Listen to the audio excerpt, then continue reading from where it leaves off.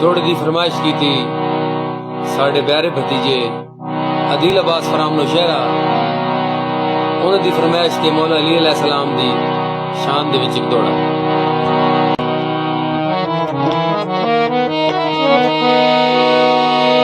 हर उस इंसान दा नौकर हां जेड़ा है हुबदार अली दा,